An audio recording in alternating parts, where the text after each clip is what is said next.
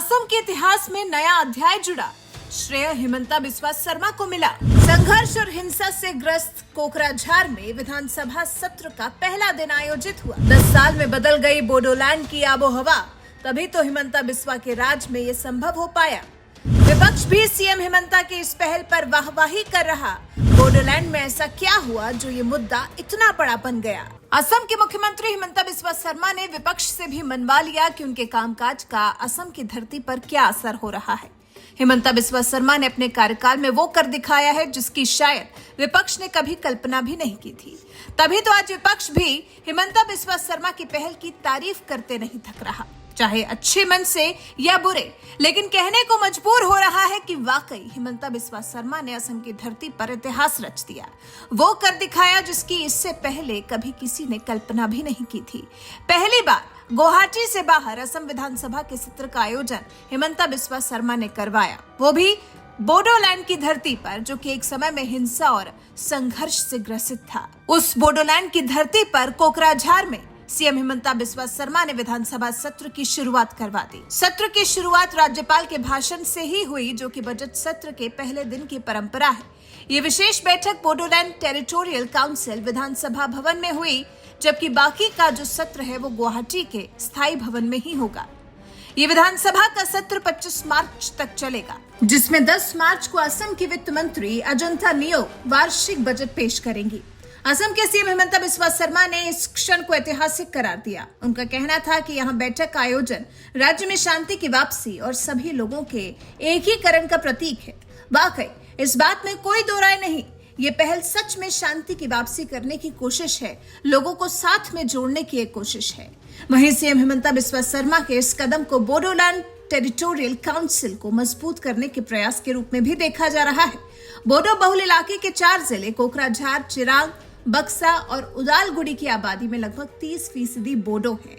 यही बोडो इलाके की सबसे बड़ी जनजाति है, तभी तो पिछले कई साल से ये अपने लिए अलग राज्य की मांग कर रहे थे। बोडो समुदाय की क्या रही है मांग? बोडो लोगों की मांग है कि उनके लिए असम के 8 जिलों के कुछ क्षेत्र को लेकर एक अलग बोडोलैंड बनाया जाए, जिसमें 8 जिले आए: कोकराझार, धुबरी, बोंगाईगांव, बारपेटा, नलबाड़ी, कामरूप, दरंग और सोनितपुर। इस मांग को लेकर एक के बाद एक कई हिंसक आंदोलन हुए और हजारों लोगों की जानें गईं।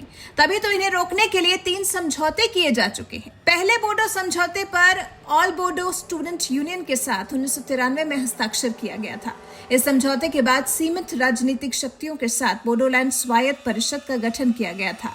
दूसरा बोडो समझौता 2003 में आतंकवादी समूह बोडो लिबरेशन टाइगर्स के साथ किया गया था। इसके तहत बोडोलैंड टेरिटोरियल काउंसिल का गठन किया गया।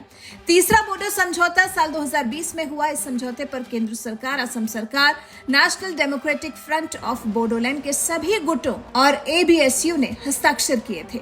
इन तीनों समझौतों के बाद अब कहीं जाकर असम में इस तरह का माहौल बन पाया है कि असम में बोडोलैंड की धरती पर विधानसभा का सत्र आयोजित हो सके।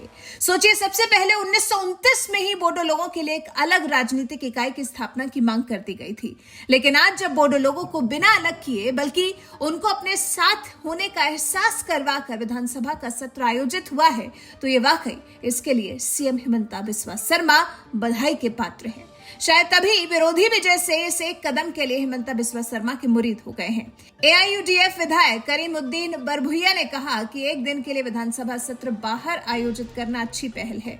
ये भारत में पहली बार हो रहा है जहां हम अपने स्थान से बाहर जाकर बोडोलैंड टेरिटोरियल काउंसिल क्षेत्र में जाकर सत्र में शामिल हुए हैं। बोडोलैंड टेरिटोरियल काउंसिल क्षेत्र क्या है? बीटीसी एक अविकसित क्षेत्र था। पहले इस क्षेत्र के लोगों के मन में असुरक्षा का भाव था, लेकिन आज लगता है जैसे इन्हें भी यकीन हो गया है कि ये भी मुख्यधारा का हिस्सा बन चुके हैं। लोगों के बीच में निश्चित रूप से संदेश गया है कि सरकार बोडो लोगों के हित के बारे में सोच रही है। ऐसे में यह सत्र बोडो समुदाय के लिए एक उम्मीद की किरण बनकर उभरा है। वैसे आप बोडोलैंड में सरकार के सत्र आयोजित करने के फैसले को कैसे देखते हैं? क्या आपको भी इसमें कोई सकारात्मकता दिखाई देती है? क्या आपको भी इसमें कोई उम्मीद की किरण दिखाई देती है? शांति स्थापित होने की पहल दिखाई देती है? इस बारे में आपके विचार हमें कमेंट कर जरूर बताइएगा। साथ ही हमारे चैनल को सब्सक्राइब कर बेल आइकन दबाना बिल्कुल मत भूलिएगा।